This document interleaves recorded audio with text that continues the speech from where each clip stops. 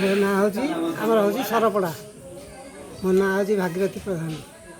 ମୁଁ ଆସିଛି ତା ଶୁକରମଲ ଠାକୁରାଣୀ ଆସିଥିଲି 50 ବର୍ଷ ତଳେ 10 ବର୍ଷ ତଳେ ଛିବୁରୁ ଗ୍ରାମ ଶୁକରମଲ ଠାକୁରାଣୀ ତାଙ୍କ ପାଖକୁ ଆସିଛି। ମୋତେ ଏବେ 60 ବର୍ଷ ହେଲା।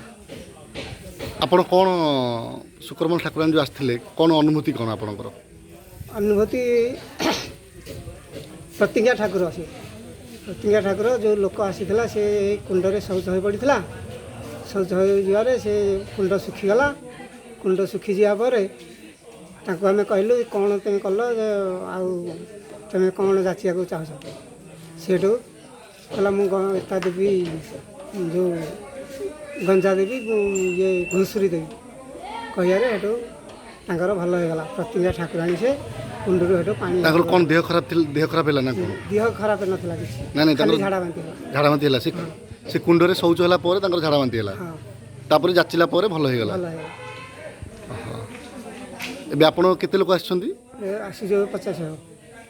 ଧନ୍ୟବାଦ।